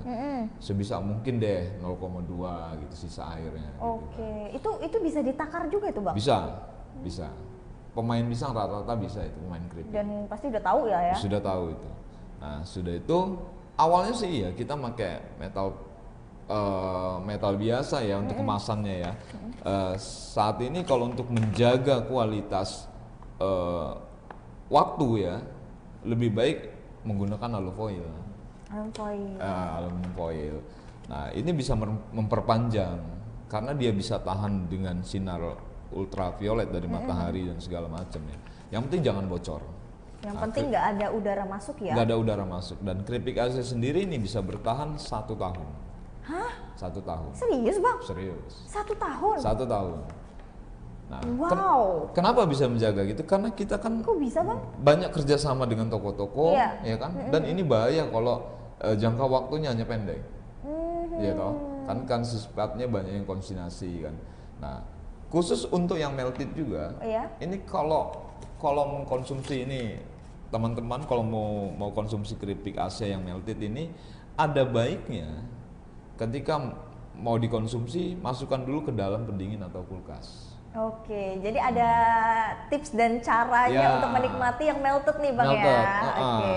Sehingga crunchy dia. Oh, jadi dia lebih crunchy kalau dimasukin ke dalam kulkas atau pendingin. Iya. Itu apa nggak keras Bang? Enggak ya? Enggak, malah makin malah lebih enak ya. Lebih enak. Oke, ini unik banget loh Tribuners. Jadi keripik Asia ini juga punya ciri khasnya sendiri nih kalau untuk menikmati keripik yang melted, yaitu dengan cara bisa kita masukkan dulu ke dalam pendingin atau kulkas. Jadi berapa lama tuh Bang kalau untuknya? Kalau mau kita nikmati itu misalkan setelah order sampai rumah, sebenarnya bisa mau langsung makan pun bisa. Cuman lebih enak lagi kan di belakang ini ada. Oke, ini mungkin yang original ya. Sarang penyajiannya. Kalau yang original nggak perlu masuk. Ya? Kalau yang melted, ini harus ikuti aja saran penyajiannya. Masuk ke pendingin ini nggak perlu lama-lama deh, sekitar 5-10 menit. Pokoknya seenaknya aja ya Bang. Aja deh. Kan kita yang menentukan gitu kan ya, enaknya makannya gimana. Wow. Jadi kalau mau sayang deh dikit-dikit lipat, masukin lagi ke kulkas. Gitu loh. Kalau untuk jangka waktunya juga sama, yang melted berarti semua rata-rata bisa bertahan sampai 1 tahun. 1 tahun. Yang penting belum dibuka ya? Iya, belum dibuka. Kalau sudah masuk ini nggak apa-apa Mbak, kalau masuk ke pendingin. Oh, pendingin nggak apa-apa ya? Yang penting kan dilipet aja gitu. Aja. Wah, keren banget nih keripik Asia ya. Ini jarang banget rasanya saya nemuin keripik cara makannya juga ada cara makan dan ada cara penyajian nih Bang ya. Keren. Nah, kalau soal untuk kesulitannya nih Bang untuk membangun suatu bisnis ini dengan pesaing yang kita tahu pasti banyak banget kan ya.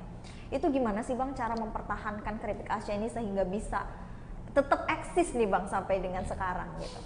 Jadi begini Mbak, banyak sekali teman-teman produsen keripik yang sangat sulit gitu kan saat ini. Ketika masuk di kawasan PU sendiri Mbak, bisa Mbak lihat di sana, itu kan memang sentralnya pisang keripik ya. Iya. Nah itu akan sulit ketika kita tidak punya lahan yang cukup ya untuk mendatangkan tamu-tamu dari luar kota, bekerja sama dengan tour and travel. Nah, saya punya siasat sendiri. Keripik Asia zaman sekarang ini tentunya digital yang diperlukan. Benar. Baik melalui HP atau apapun. Awalnya saya melalui Google My Business, kebetulan istri saya sendiri itu Mbak yang menjalankan itu. Nah itu tamu-tamu pada ke rumah. Lah saya ini nggak punya toko, hanya galeri aja di rumah. Tamu-tamu dari mana Pak tahu? Dari Google My Business.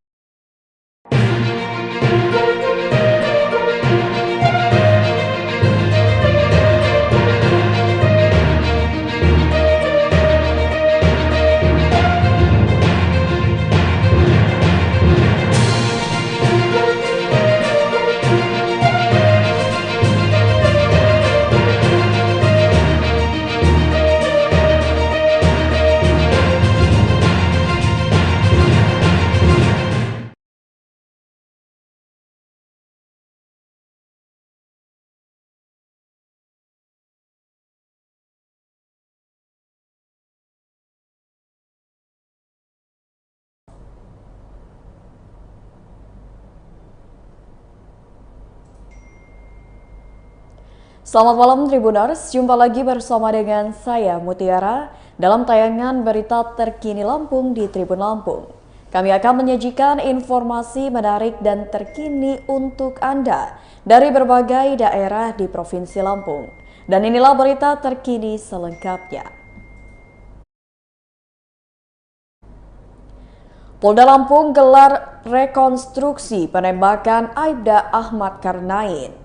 Polda Lampung menggelar rekonstruksi penembakan Aibda Ahmad Karnain di kediamannya di lingkungan 5, Kelurahan Bandar Jaya Barat, Kecamatan Terbagi Besar, Kabupaten Lampung Tengah, pada Selasa 6 September 2022. Rekonstruksi dihadiri oleh Dirkrimum Polda Lampung, Kabid Propam Polda Lampung, dan Kapolres Lampung Tengah. Sementara anggota TKP 308 dan jajaran Polres Lampung Tengah melakukan pengamanan ketat di setiap sudut lokasi rekonstruksi. Saat dilakukan rekonstruksi, ada kejadian seorang pria berkaos merah diamankan petugas kepolisian di kediaman Aibda Karnain. Pria tersebut tiba-tiba keluar dari pintu pagar sebelah rumah korban penembakan. Sontak hal itu menggegerkan lokasi rekonstruksi. Pria itu juga secara tiba-tiba menghampiri pelaku Aibda Rudi Suryanto dan hendak melayangkan pukulan. Namun dengan sigap petugas langsung mengamankan pria yang merupakan salah satu kerabat korban. Kasat Reskrim Polres Lampung Tengah AKP Edi Korinas di lokasi rekonstruksi meminta para petugas segera mengamankan pria tersebut. Setelah pria itu diamankan petugas, rekonstruksi kembali dilanjutkan dan hingga berita ini diturunkan, proses rekonstruksi masih berlangsung. Sementara itu, Polda Lampung akan menggelar sidang kode etik terhadap Aibda Rudi Suryanto. Kabid Humas Polda Lampung Kombes Zahwani Pandra Arsyad mengatakan rencananya sidang kode etik itu akan digelar pada Kamis 8 September 2022 mendatang. Selain itu, Pandra menyebut pihaknya juga turut memberikan pendampingan psikologis terhadap istri korban. Tujuannya agar istri korban terhindar dari rasa trauma. Sebab diketahui Aibda Karnain yang menjadi korban penembakan tewas bersimbah darah di depan sang istri dan kedua anaknya. Dan buntut aksi penembak itu, Kapolda Lampung Irjen Ahmad Wiyagus mencopot AKPM Ali Mansur dari jabatannya sebagai Kapolsek Wai Pengubuan. Ali pun dimutasi menjadi subbagian fasilitas dan konstruksi di Polres Lampung Tengah.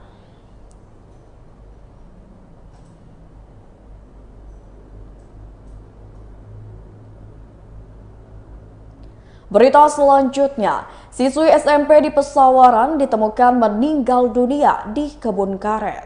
Mayat gadis belia ditemukan di kebun karet Dusun Kamulyan, Desa Kalirejo, Kecamatan Negeri Katon, Pesawaran pada Selasa 6 September 2022. Mayat tersebut pertama kali ditemukan oleh Mugi Utomo, seorang penderes karet sekitar pukul 8:30 waktu Indonesia Barat.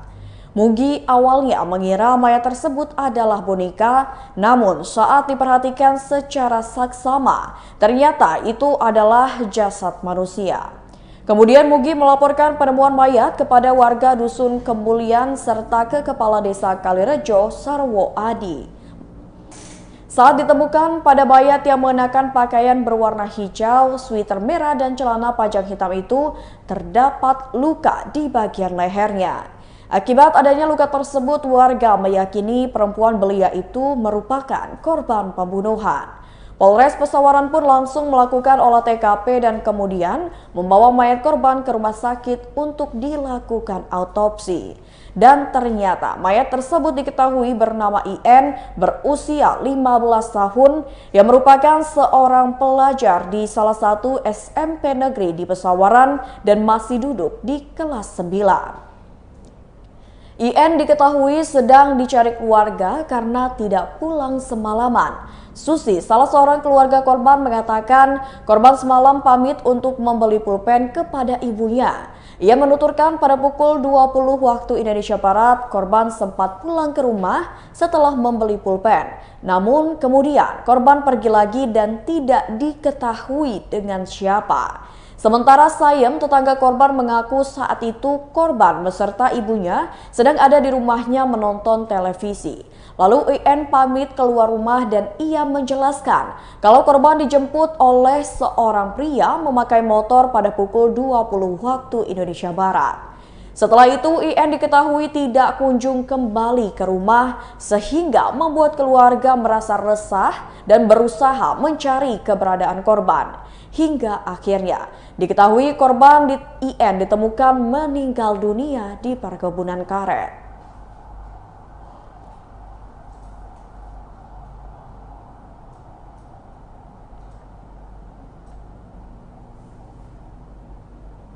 Berita selanjutnya, nelayan pesisir Bandar Lampung dan pesisir barat keluhkan kenaikan BBM. Nelayan Lampung keluhkan kenaikan bahan bakar minyak atau BBM jenis solar. Abdul Kholik, warga Bandar Lampung saat ditemui Tribun Lampung pada Selasa 6 September 2022 mengatakan, di Pelabuhan Perikanan Lempasing ia merasa sangat resah dengan adanya kenaikan harga BBM ini. Sebab akibat dari kenaikan harga solar, biaya pengeluaran tidak sebanding dengan penghasilan yang didapatkannya. Ditambah lagi bila tidak ada solar di stasiun pengisian bahan bakar nelayan, maka ia harus mencari solar hingga keluar Pelabuhan Lempasing. Sehingga ongkos akan makin bertambah untuk mengangkut solar tersebut. Ia mengatakan biasanya sekali berlayar selama 1 minggu akan menghabiskan 500 liter solar. Bila dikalkulasikan semuanya, Abdul mengaku sekali berlayar bisa menghabiskan uang senilai 6 juta rupiah. Sementara bila sedang bagus, ia bisa mendapatkan ikan sebanyak 3 ton lebih yang bila diuangkan, yakni senilai 8 juta rupiah. Sehingga ia mendapatkan keuntungan sekitar 2 juta rupiah yang harus dibagi-bagi lagi kepada pihak lainnya. Keluhan senada juga dikemukakan oleh nelayan di Kabupaten Pesisir Barat Lampung yang bernama Adi yang merupakan nelayan di pesisir barat. Ia mengaku solar berdampak langsung terhadap penghasilan yang mereka dapatkan. Menurut Adi, kenaikan harga solar sangat memberatkan bagi masyarakat, terlebih lagi bagi nelayan seperti dirinya. Ia mengaku saat ini ia terpaksa harus mengeluarkan modal yang lebih besar untuk melaut. Terlebih katanya, kenaikan harga solar itu juga akan berpengaruh terhadap alat kelengkapan untuk melaut seperti oli dan lainnya. Untuk kebutuhan solar, sekali melaut biasanya menggunakan 20 liter. Adi mengaku untuk mendapatkan modal pergi melaut saja para nelayan seringkali harus berhutang. Ditambah lagi ombak sedang tinggi sehingga penghasilan pun berkurang. Ia menyebutkan pada hari ini hanya mendapatkan uang senilai Rp50.000. Ia berharap pemerintah dapat menurunkan kembali harga BBM secepatnya. Berikut wawancara dengan salah satu nelayan. Kenaikan harga solar untuk nelayan sendiri seperti apa? Ya, sulit sih Pak, kalau kenaikan solar ini cukup susah bagi nelayan mah. Gitu ya? Iya.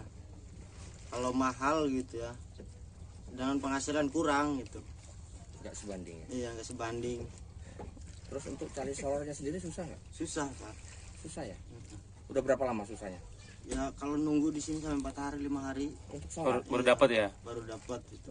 Berapa banyak biasanya dapat? 500 liter dalam 4 hari itu. Iya. Terus selama 4 hari nunggu itu ngapain Mas? Iya biasa aja beraktivitas di sini, makan tidur di perahu. Berarti ngeluarin modal lebih banyak dong? Iya, buat makan sehari gitu. Sampai berapa hari kalau melaut? 5 hari. 5 hari. Iya.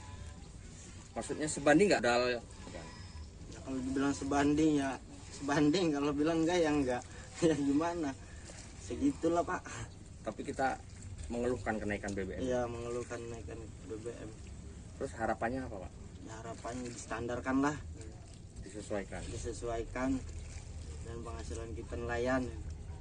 Kan sekarang terus. Iya. Disesuaikan berapa kira-kira? Ya kalau mau naik 6.000 lah, sedang gitu. Gitu ya. Iya. Sejauh ini berapa Mas harganya Mas untuk solar sendiri Mas yang kita terima? Solar yang kemarin? 5.700. Kemudian sekarang? Sekarang 6.800 ya. Jadi dianggap berat lah ya. Berat nih kalau segitu. Cukup nggak sih Mas? Ya cukup sih. Dicukup-cukupin ya? Cukup-cukupin. Namanya kita orang kecil Pak. Cukup-cukupin aja. Seminggu ya? Iya. Seminggu tuh dengan BBM berapa tadi? 500 liter. 500 liter. Itu sudah pasti tuh Mas ya? Itu udah pasti cukup. Dengan pendapatan yang ikan yang didapat berapa banyak Mas? Ya cukup lah kalau untuk membayar BBM gitu.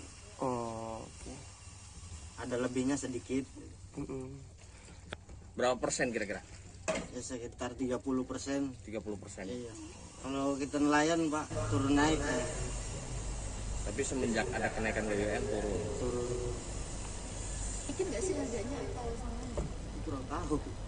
Enggak, maksudnya semenjak kurang tahu juga. Soalnya bukan kita yang ngurusin jual ikan, ada lagi pengurus di dalam. Pengurusnya ya. Ini nelayan apa namanya ini? Nelayan arat. Kampungnya apa nih tempatnya? Ini Lempasing. Sekine Lempasing. Mas, gimana tanggapannya dengan kenaikan harga solar untuk nelayan sendiri seperti apa? Nah, sulit sih Pak kalau kenaikan solarnya. Berita selanjutnya, belum ada aturan tarif angkutan umum di Kota Kalianda sudah naik. Pasca kenaikan harga bahan bakar minyak atau BBM, sejumlah angkutan umum dan juga jasa ojek di Kota Kalianda, Lampung Selatan sudah menaikkan tarif. Seperti angkutan umum rute Sidomulyo Kalianda dan ojek di Pasar Impres Kalianda. Sopir angkutan umum rute Sidomulyo Kalianda, Hanabi, saat ditemui pada Selasa 6 September 2022 mengatakan ia sudah menaikkan tarif angkutannya. Menurut Hanabi, pelajar atau anak sekolah dari yang tadinya Rp7.000 menjadi Rp10.000. Untuk orang dewasa dari harga Rp10.000 menjadi Rp12.000 untuk jarak jauh dekat. Hanabi mengaku hingga kini belum ada asosiasi usaha angkutan terkait yang memberikan pemberitahuan ataupun instruksi untuk menaikkan tarif. Ia mengatakan kenaikan tarif sendiri akibat naiknya harga BBM. Selain itu, Hanabi menyebutkan saat ini jumlah penumpang makin menurun, bahkan secara drastis. Hanabi mengatakan selama ini ia hanya berharap dari penumpang anak sekolah saja. Apalagi sejak 2 tahun pandemi, anak sekolah belajar dari rumah sehingga penumpang sepi dan saat ini ketika anak sekolah sudah masuk terbentur dengan kenaikan harga BBM. Sedangkan pengemudi ojek di Pasar Impres Kalianda, Arsyad juga mengatakan sudah menaikkan tarif perjalanannya. Ia juga mengatakan mengalami penurunan penumpang setelah harga BBM dinaikkan. Biasanya ia bisa mendapatkan 7 hingga 10 penumpang, saat ini hanya mendapatkan 5 penumpang sehari. Sementara pemerintah Kabupaten Lampung Selatan belum mengeluarkan kebijakan terkait menaikkan tarif angkutan umum di daerahnya. Kepala Dinas Perhubungan Kabupaten Lampung Selatan M. Darmawan menyebut pihaknya masih menunggu instruksi dari Kementerian Perhubungan. Menurut Darmawan, sampai saat pihaknya masih menunggu arahan atau instruksi Kementerian Perhubungan terkait kenaikan tarif untuk angkutan umum. Ia menyebut kemungkinan akan ada penyesuaian tarif sekitar 5 hingga 10%. Darmawan meminta pengemudi angkutan umum untuk tidak menaikkan harga sendiri sampai regulasi harga dari pusat diumumkan. Untuk sementara, tarif yang dikenakan masih berdasarkan surat keputusan Bupati nomor B/90/36/HK/2015 tentang penetapan tarif angkutan perdesaan dan perbatasan wilayah Lampung Selatan.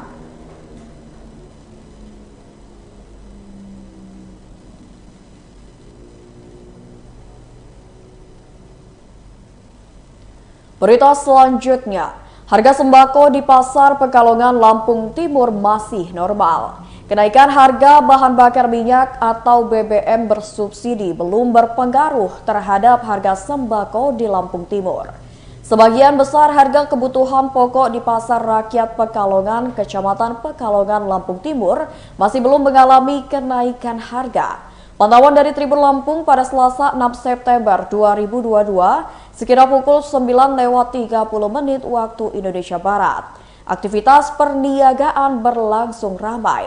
Salah seorang pedagang sembako di Pasar Pekalongan, Surati, menuturkan harga sembako masih bertahan 1 minggu belakangan. Menurutnya, walaupun harga BBM naik, namun sudah 1 minggu harga sembako belum mengalami kenaikan. Ia menjelaskan harga kebutuhan pokok yang masih cukup tinggi, yakni cabai merah keriting.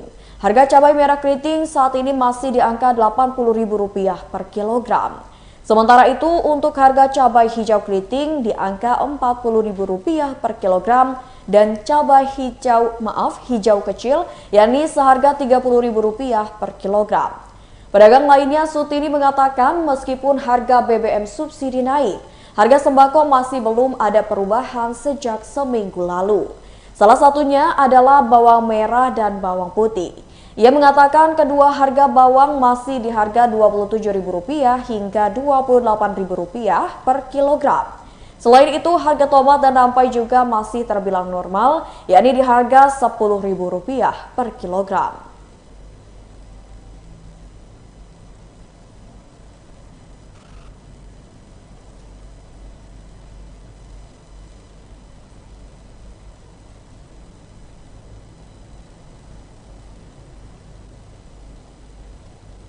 Berita selanjutnya, CGV Transmart Lampung beri promo beli 1 gratis 1 film Mencuri Raden Saleh.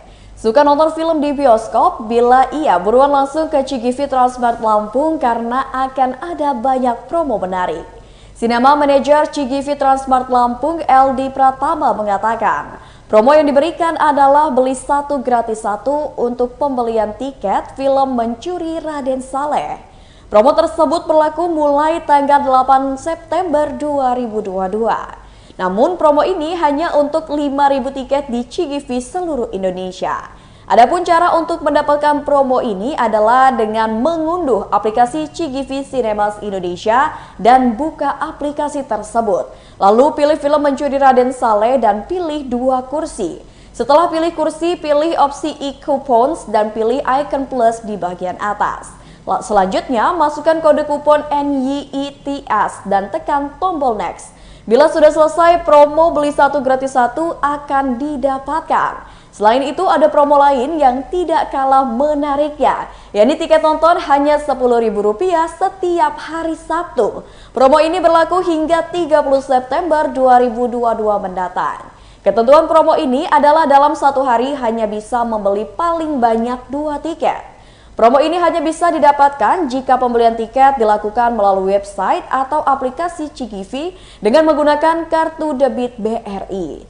Ada juga promo berupa diskon hingga 16% yang bisa didapatkan di fitur Dana Deals yang ada di aplikasi Dana. Berikutnya, promo beli tiket nonton hemat hingga 70% dengan rewards point kartu kredit BNI dan promo ini berlaku hingga 31 Juli 2023 mendatang. Masih ada promo lainnya, yakni cashback senilai 20% dengan maksimal cashback Rp15.000. Namun promo ini hanya bisa didapatkan jika pembayaran tiket dengan menggunakan scan QR yang ada di aplikasi Oktomobile dari Bank CIMB Niaga dan promo berlaku hingga 28 Februari 2023 mendatang. Kalau ingin mendapatkan promo ini bisa langsung unduh aplikasi Oktomobile.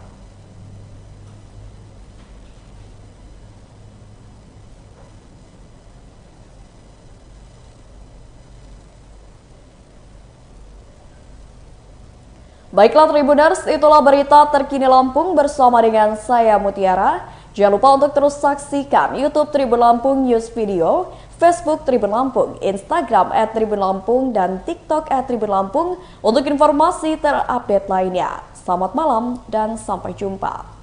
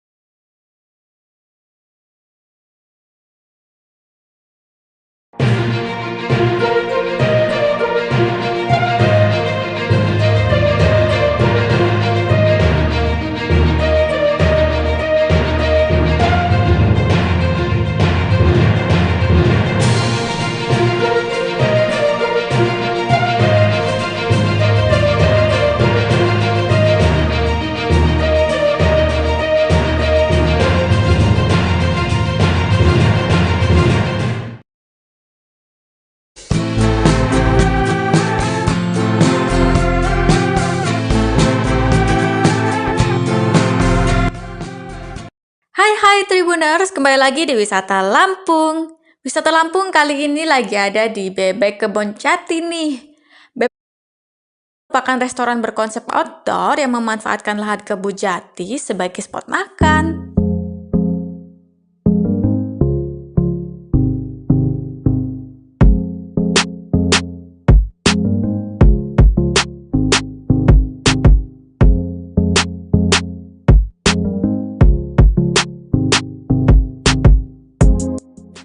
Nah, restoran Bebek Kebon Jati ini berlokasi di jalur wisata yakni di Jalan Raden Imbakusuma, Sukadanaham, Kota Bandar Lampung.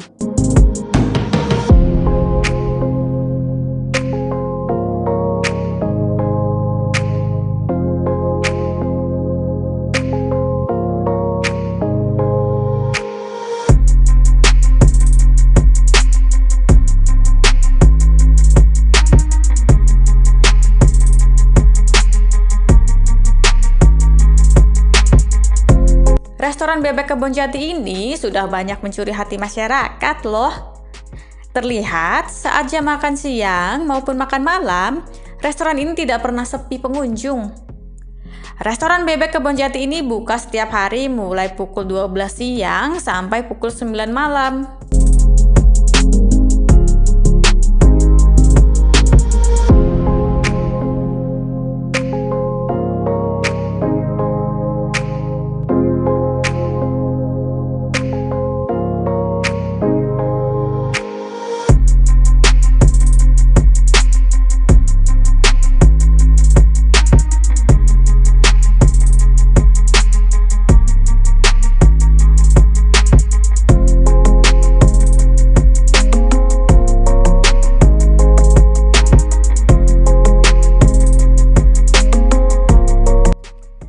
Biasanya, konsumen rela datang agar bisa menjajal hidangan kuliner bebek di tengah kebun jati.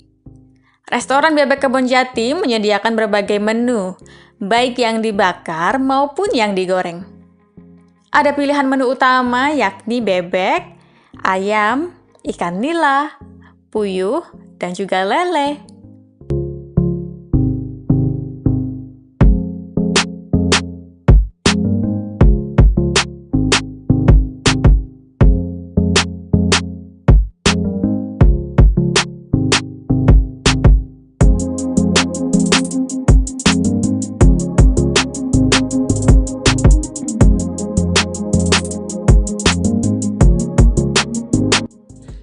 Sedangkan menu sayurannya ada cah toge, cah kangkung, kol goreng, terong penyet, dan lain-lain. Sementara minumannya ada teh kendi, kopi godok, wedang jahe, es jahe susu, es krim, dan tentunya masih banyak dong lainnya.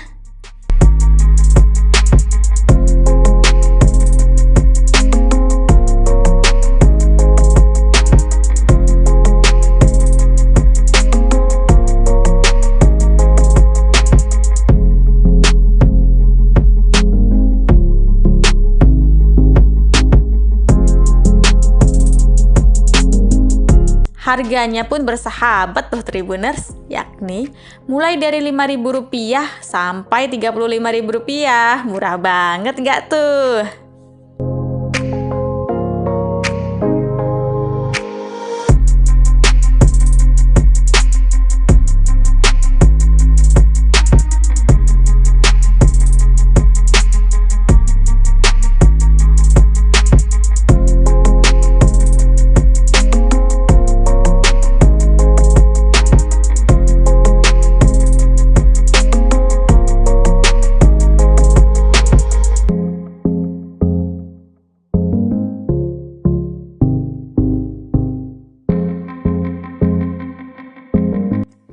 Saat disajikan, nampak bebek terhidang di atas piring stainless klasik berwarna hijau. Wah, jarang-jarang nih ada yang pakai piring seperti ini di resto lain.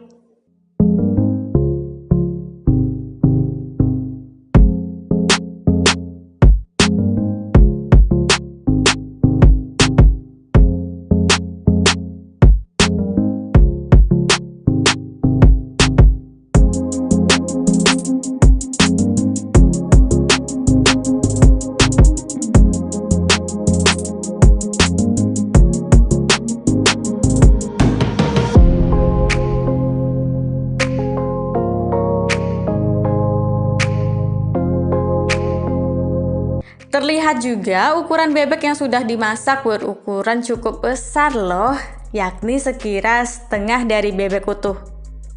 Selada, timun, nasi beserta 2 jenis sambal juga ikut serta meramaikan dalam sajian bebek. Saat mulai dicicipi, tanpa perlu basa-basi dan perlu usaha lebih, daging akan langsung terkelupas saat diambil.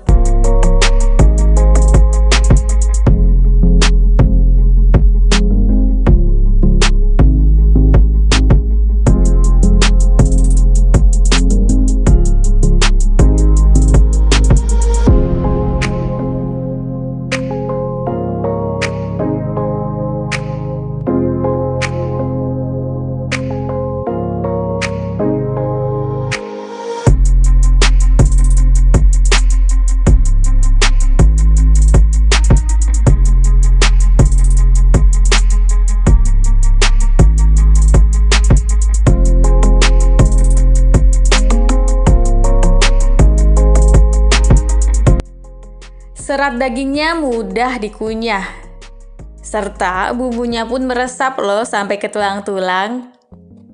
Sebelumnya, kuliner bebek memang terkenal dengan tekstur daging yang cenderung alot. Restoran Bebek Kebonjati ini mampu mengolah daging bebek dengan sangat baik, sehingga hasilnya tekstur daging bebek di restoran tersebut jadi super lembut dan juicy.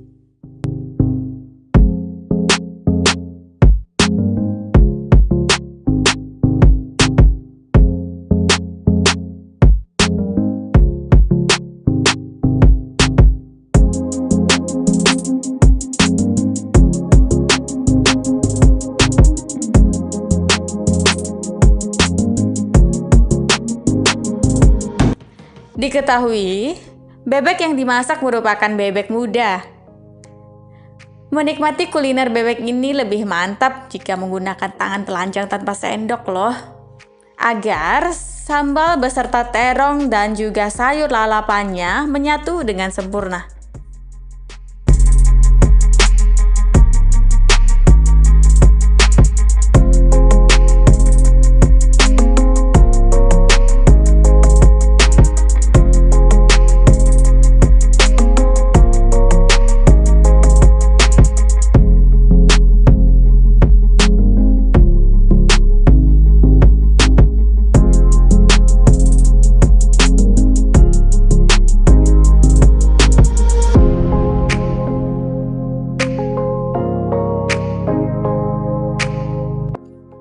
Sebagai tambahan, restoran Bebek Kebonjati ini juga menyediakan teko yang berisi minuman rasa melon gratis loh Tribuners. Jadi bisa nambah terus nih.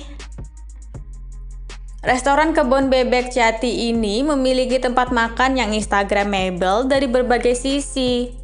Boleh nih sekalian buat foto-foto.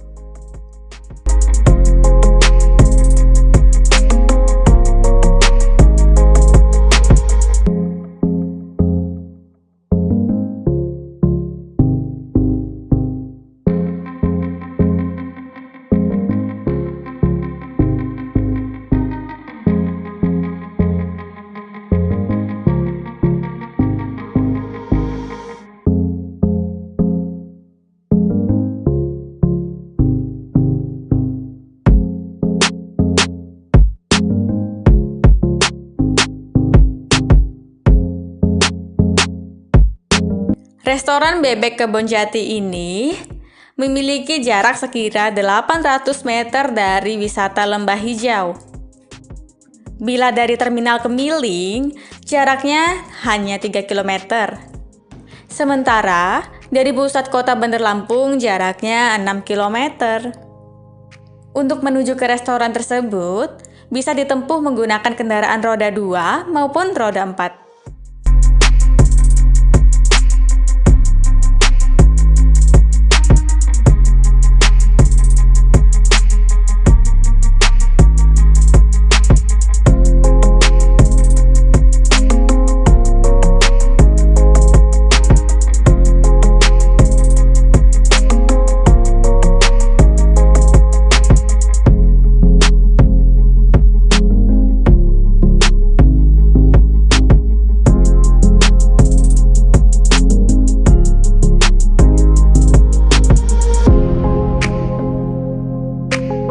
Dari Tugu Adipura, Tribuners cukup pergi keluar arah barat menuju Jalan Jenderal Ahmad Yani. Kemudian, Tribuners lanjut belok kanan ke Jalan Kartini setelah 650 meter. Lalu, setelah 290 meter, belok kiri ke Jalan Cut Nyatin. Kemudian, kembali belok kanan pada persimpangan untuk tetap berada di Jalan Cut Nyatin. Berjalan terus sejauh 800 meter. Lalu, belok kiri ke Jalan H. Agus Salim. Sesampainya di Tugu Durian Sukadana HAM, belok kanan menuju Jalan Raden Imba Kusuma Ratu. Kemudian, ikuti arus lalu lintas maka setelah 1,2 km akan sampai di restoran Bebek Kebon Jati di sisi kanan jalan.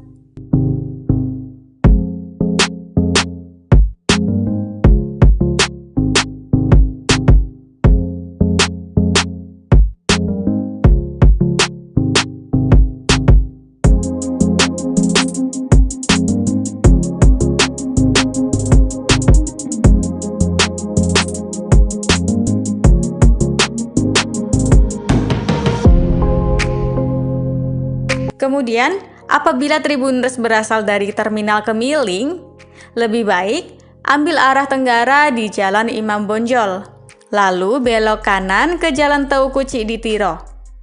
Lurus terus sampai sejauh 1 km. Belok kiri ke Jalan Raden Imba Kusuma.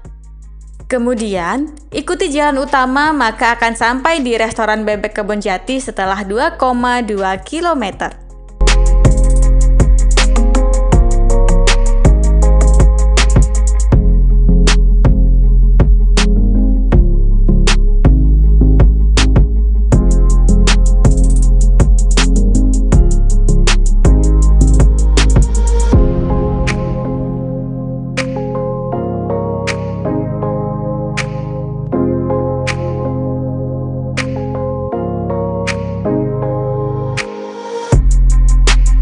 Tapi kalau Tribuners berasal dari Teluk Betung, lebih baik ambil titik dari Taman Dipangga.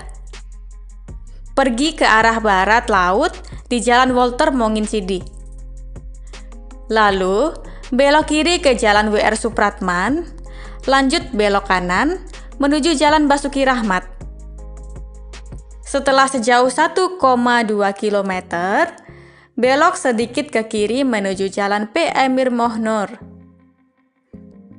Lalu, belok kiri ke Jalan P. Emir Mohnor 2 setelah 350 meter. Kemudian, lanjut belok kanan ke Jalan Raden Saleh Raja Kusuma Yuda. Terus lurus mengikuti jalur utama, maka sejauh 4,3 km akan segera sampai di restoran Bebek Kebon Jati.